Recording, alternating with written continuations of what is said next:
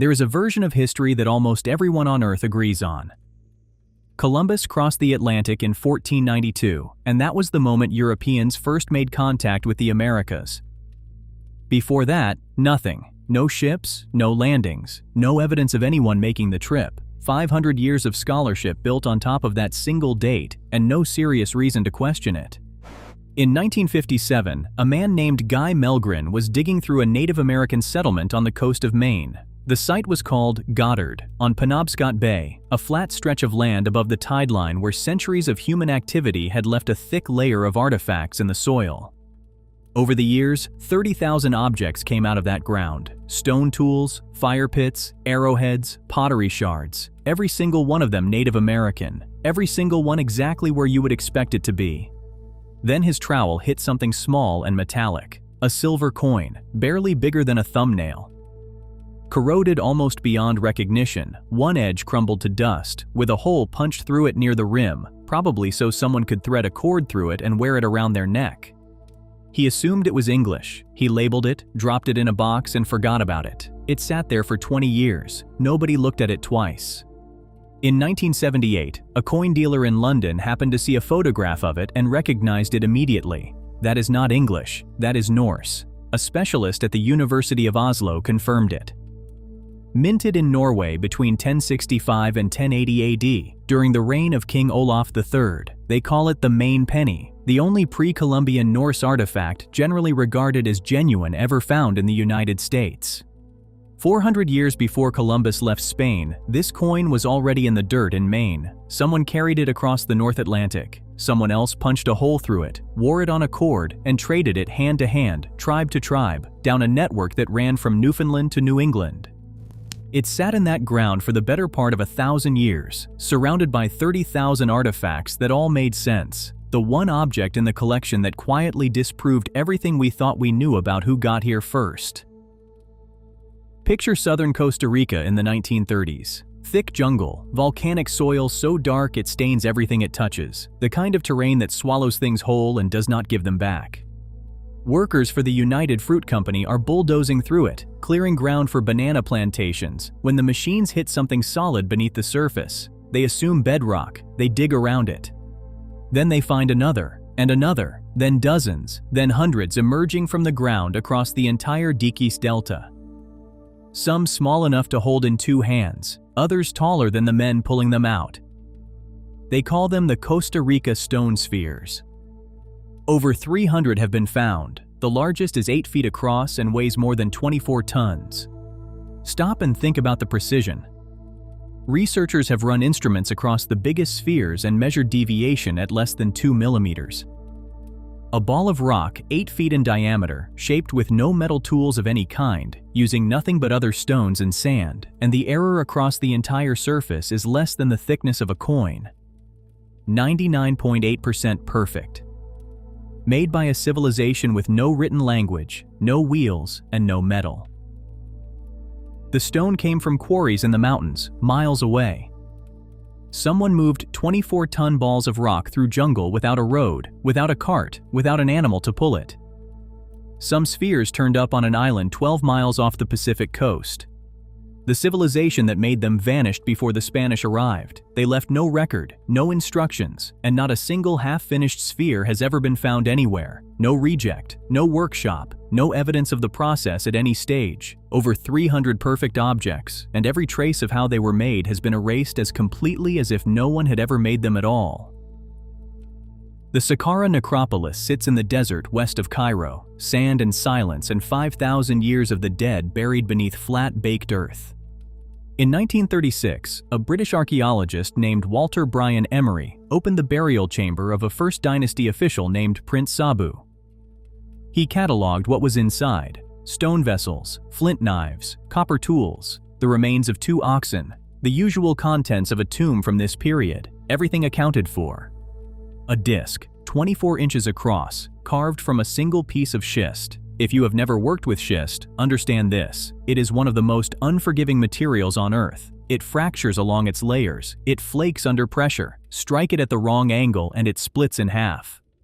The tools available in 3000 BC were stone and copper, and the idea of carving schist this thin, with 3 perfectly curved lobes sweeping inward at exactly 120 degrees toward a hollow central hub, using those tools, is something modern stoneworkers have difficulty explaining. They call it the Sabu Disc. Look at it from above and it looks like a component from a modern turbine.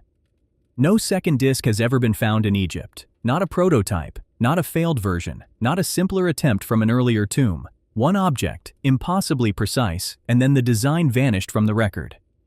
When Airbus engineers 3D printed replicas and tested them, the copies caught air and flew. Egyptologist Cyril Aldred examined the original and reached a conclusion no one has overturned.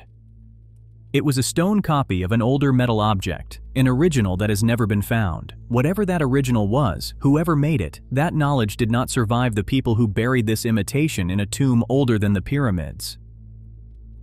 Northern Iraq, 1850. The ruins of Nimrud rise from the sand in broken ridges of stone, the remains of what was once a capital of the Assyrian Empire, one of the most powerful civilizations the ancient world had produced.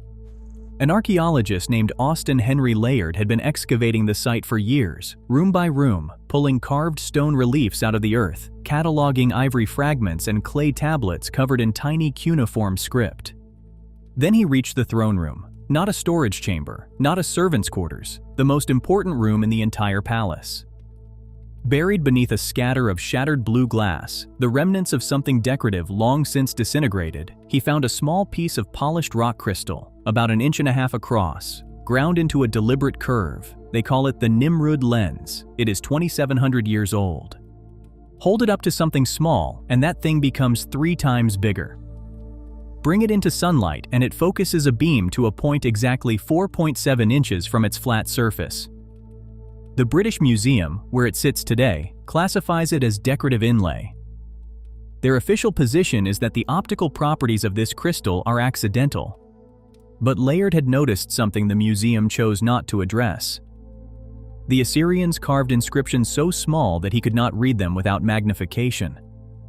Tiny characters etched into stone seals and clay tablets with a precision that no unaided human eye could have guided. And in the same palace, a crystal that does exactly what you would need to produce that kind of work.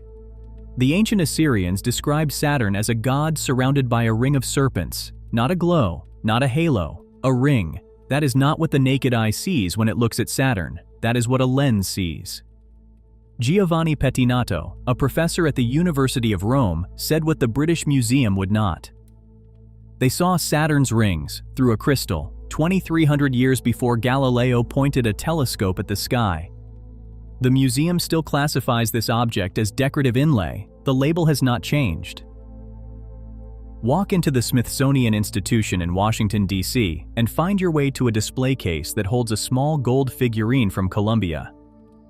It is about 2 inches long. Crafted from a gold and copper alloy that still catches the light after 1,000 years in the ground, the label reads stylized insect. It is one of over 100 similar objects in the Gold Museum in Bogotá. Most of them do look like birds or fish or insects, but stand in front of that case long enough and look at the ones that don't. More than a dozen of them look like nothing that has ever existed in the natural world. They are called the Quimbaya Golden Jets, flat triangular bodies, delta-shaped wings, vertical tail fins. One of them has a canard, a small forward wing mounted ahead of the main wing. No bird has that. No insect has that. No flying creature on Earth has a canard. That is a feature found on fighter jets, and it was not used in aviation until the 20th century. A biologist named Ivan Sanderson examined the figurines and concluded the shapes were too mechanical to represent anything alive. In 1994, 3 German engineers took the exact dimensions of the figurines, built scale models, and added an engine. No reshaping, no modification of any kind. The models flew, stable flight, controlled landing, propeller power and jet power, both worked. And Colombia is not the only place they have been found. Similar figurines with the same impossible proportions have turned up in Venezuela, Peru, and Costa Rica. Different cultures, different centuries, the same design. A 1,000-year-old gold object, built to the exact same proportions, flies like a modern aircraft.